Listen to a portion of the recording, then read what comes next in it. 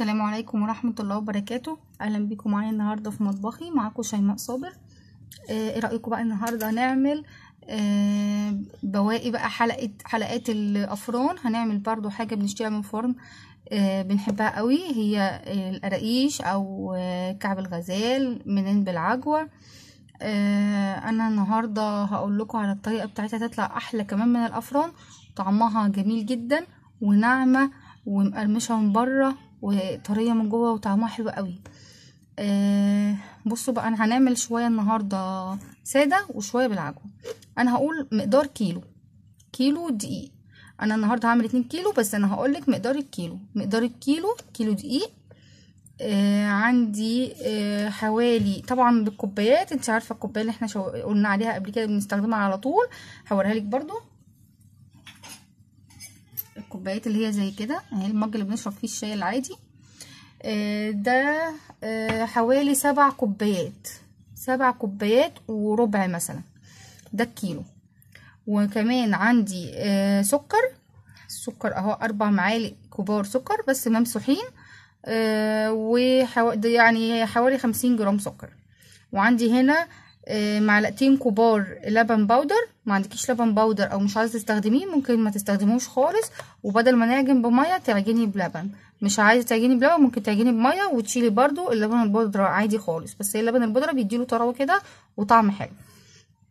وعندي خميره، معلقتين كبار خميره على الكيلو، يعني حوالي 20 جرام خميره. عندي السمنه، دول على الكيلو بياخد 2 إلا ربع كوباية من السمنة على الزيت، او زبدة على زيت، او زيت بس، او سمنة بس زي ما تحبي. انا عاملة هنا زيت على زبدة. وعندي رشة ملح، والمية حوالي 250 ملي، برضو بيبقى على حسب العجين وحسب الدقيق زي ما بنعجن كده، وهنشوف مش هنحطهم كلهم مرة واحدة، هنشوف واحدة واحدة واحنا بنحط.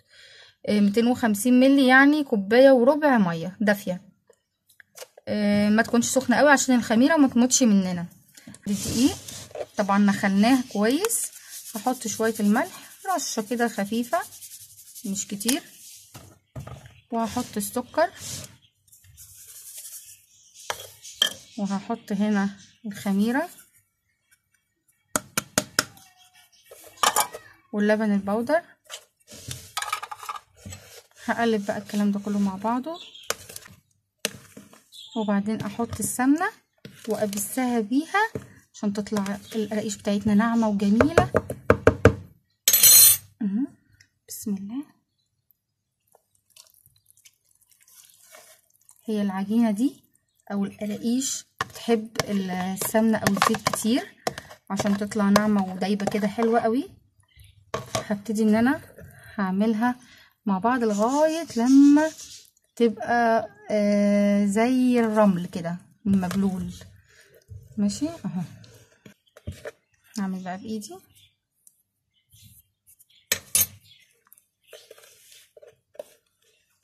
بصوا هنعملها كده. عايزه ادخل كل السمنه في الدقيق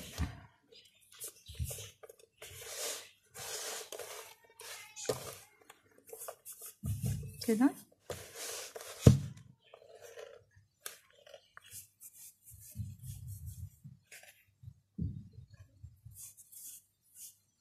شايفين بقت عامله زي الرمل ازاي المبلول؟ هو ده اللي انا عايزه اعمله. هحط بقى دلوقتي الميه معانا الدافيه، وهنعجن بيها لغايه لما العجينه تبقى متماسكه. شيل بس الحاجات دي كده.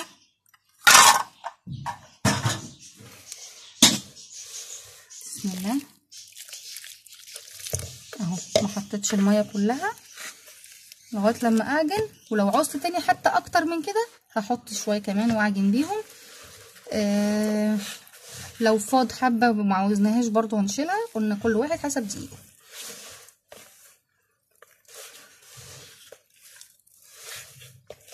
انا هفضل احط واعجن زي ما احنا شايفين كده، وبعدين ارجع معاكم بعد ما العجينه تلم. ادي العجينه اهي، بعد ما لميتها في الطبق قعدت اعجن فيها كويس قوي على الرخامه. طبعا الرخامه انت غسلاها بالخل ومنضفاها كويس قوي. بقت العجين معانا بصي طريه خالص عشان تبقى ناعمه معانا. لازم زي ما انت شايفه كده عجينه طريه طريه خالص. عماله بص عامله ازاي اهي كده، ده القوام بتاعها. تقعدي تعجني فيها لغايه لما تاخد هي اخدت مني شويه ميه كمان شويه صغيرين تاني عشان الم العجينه زي ما احنا شايفين بقت كده. انا بقى دلوقتي مسخنه الفرن وطفيته، وهحط بقى فيه العجين يخمر شويه وبعدين نقرص ونقطع بقى ونشوف هنعملها ازاي. بس عايزه اقولك على حاجه مهمه، قبل ما تحطيها في الفرن الدافي ده طبعا انت تفرياه لازم تغطيها علشان وشها ما يشققش مننا وينشف. شايفين هي قوامها وسمكها عامل ازاي وطريه ازاي. انا بقى هحطها لما تخمر ونقطع مع بعض. كده العجينه اهي خمرت معانا، شايفين طريه ازاي وجميله حلوه جدا. هبتدي بقى دلوقتي اخد حته بحته اعمل بيها ايه، اشكلها. هاخد حته دلوقتي قد كده مثلا،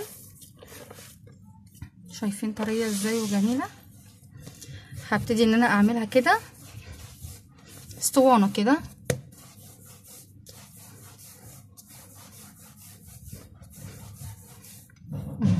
اعمل حته صغيره حتى منها كده، وهعمل كده هبططها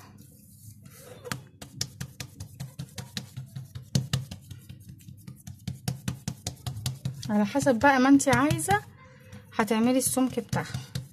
يعني العرض بتاعها كده شوفي انتي عايزه تبقى طولها قد ايه هتعمليه. بصوا انا خليتها السمك ده عشان هي كمان هتخمر تاني، انا هسيبها تخمر تاني. جبت السكينه هساوي كده عشان تبقى مستويه معايا كده. شايفين شكلها. هبتدي بقى نقطع. انت عايزه تقطعيها مثلا كده، طبعا دي هنشيلها على جنب. عايزاها كده اهي، لو عايزاها بالطول ده، عايزاها تبقى كده. انا بس هوريكي اشكال. عايزاها مثلثات، ممكن نخلي المثلث كده. عايزاها بالطول كده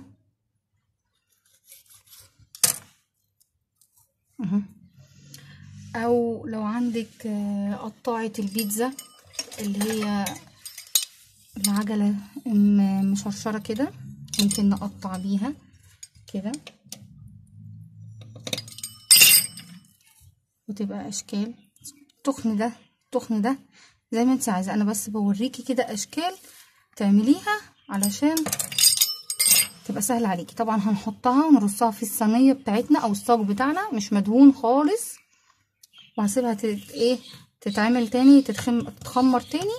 وبعدين انا هوريكم برضو شكل تاني عشان انا هكمل الباقي بقى مع نفسي كده.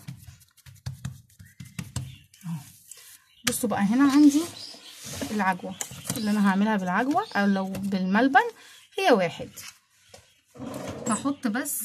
هحط كده شويه زيت في ايدي عشان العجوه ما تلزقش في ايدي. هدهنها بس كده او سمنه. وهتاخدي قطعه دي عجوه مفرومه جاهزه. انا كنت جايباها جاهزه مفرومه جاهزه في علب زي كده.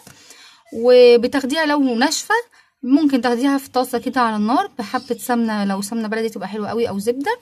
وبعدين بتعمليها تهرسيها بشوكه او حتى بهرسه البطاطس كده، تخليها تطرى وتخش في بعضها والسمنه او الزبده تخش فيها وتبقى بالشكل اللي احنا شايفينه ده. عايزه تحطي معاها بقى سمسم جواها حطي ماشي. انا هعمل بقى حته قد قطعه العجين اللي انا عاملاه اهو، وهحطها زي ما احنا شايفين كده بالطول، وهلف دي عليها كده اهو، وهقطع العجين ماشي. دي هنخليها على جنب، وهخلي القفله دي هقفلها كده بايدي زي ما احنا شايفين جامد كده، واعملها كده. الحته القفله دي بقى هخليها تحت، وهعمل بايدي كده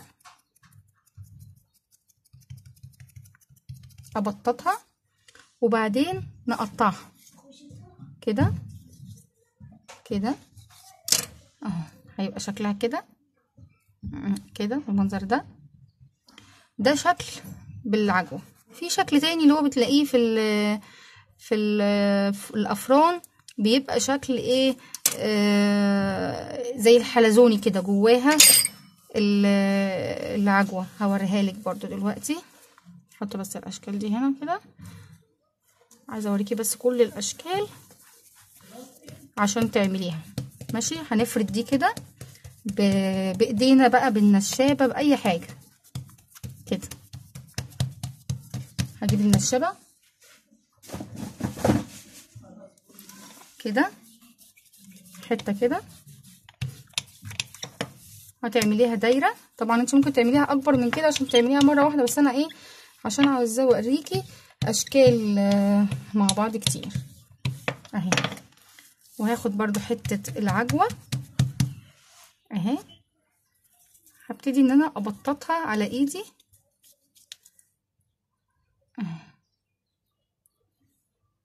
كده، وهحطها حامله بيها الجزء بتاع العجين كله.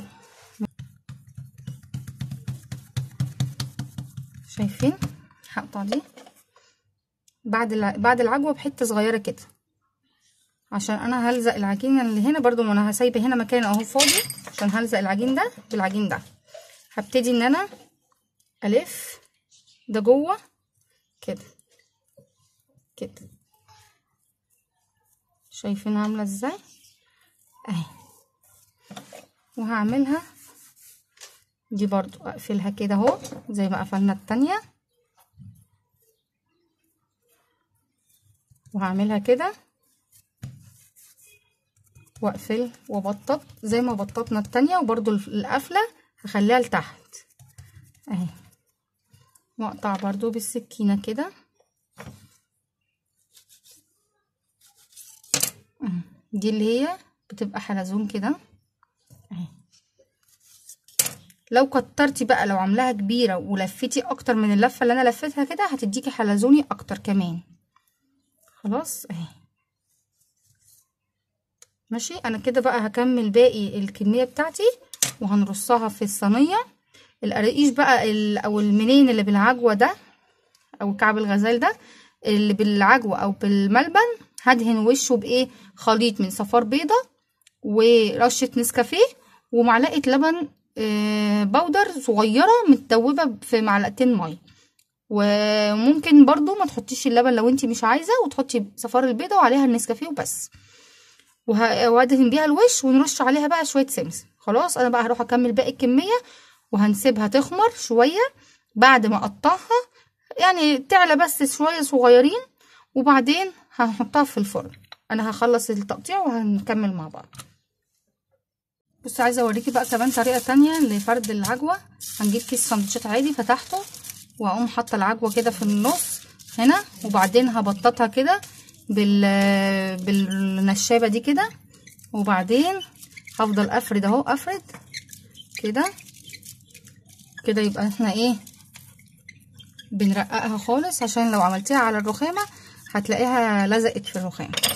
في الكيس كده هيبقى سهل اهو. هتقومي واخده بقى الكيس كده شايلاها من هنا كده اهي. شايفين عملت ازاي؟ هنحطها بقى كده اهو. سيب بس شويه عجين كده هنا فاضي وهنا بس كده، وابتدي الف زي ما احنا اتفقنا.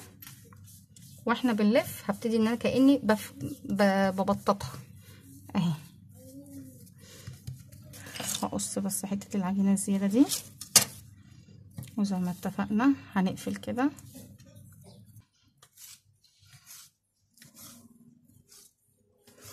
ممكن تدهنيها بيض وبعدين تقطعي. ادي الشكل. خلاص هحطها بقى رصها في الصينيه واجهز خليط البيض عشان نحطه مع بعض. ادي الخليط بتاعنا، صفار البيضه ومعلقه اللبن ورشه النسكافيه. هبتدي ادهن بقى كده خفيف عشان يدينا اللون المحمر الجميل اللي بيلمع زي بتاع المحلات. لو انت مش عايزه تحطي صفار بيض، ممكن تحطي معلقه لبن بودره على معلقتين ميه وتحطي عليهم رشة النسكافيه، وتحطي عليها معلقة صغيرة سكر، وتحطيهم بقى على الوش وتدهنيه بيه برضو هيحمر. بس هو البيض اللي بيدي اللمعة. هدهن كده، وقبل بقى الدهان اللي انا حطيته ده ما ينشف هبتدي ان انا ارش شوية السمسم اهو. ممكن نعمل كده احسن على الرخامة بدل ما اعمل في الصينية والبيض ينزل مني وانا بدهن كده في الصينية ويتحرق بقى طبعا لما نيجي نحط الصينية في الفرن. خلاص كده اهو. انا بقى دلوقتي ارصها بقى في الصينية بتاعتي او في الصاجة من غير ما تحطي سمنة ولا زيت ولا اي حاجة. هحطهم فيها ونسيبها تخمر زي ما قلنا حوالي 10 دقايق. وبعدين احطهم في فرن سخن في الرف اللي في النص، درجة حرارة فوق المتوسطة، خلاص حوالي 200-220. هعمل بقى كده ونشوف مع بعض بعد ما تطلع هيبقى شكلها عامل ازاي. وبكده نكون قدمناها اهو. شايفين عاملة ازاي بقى؟ جميلة جدا. وادي من جوه كمان عاملة ازاي، حلوة جدا ومقرمشة من بره ومن جوه طرية، يعني خطيرة بصراحة. والطعم بقى والريحة مش قادرة اقول لكم، مع كوباية شاي كده ولا شاي بلبن، فطار في العشاء، هتلاقيها تحفة. ولو عجبتك الوصفة ياريت لايك وشير وسبسكرايب واشتراك في القناة عشان يوصلك كل جديد. والسلام عليكم ورحمة الله وبركاته.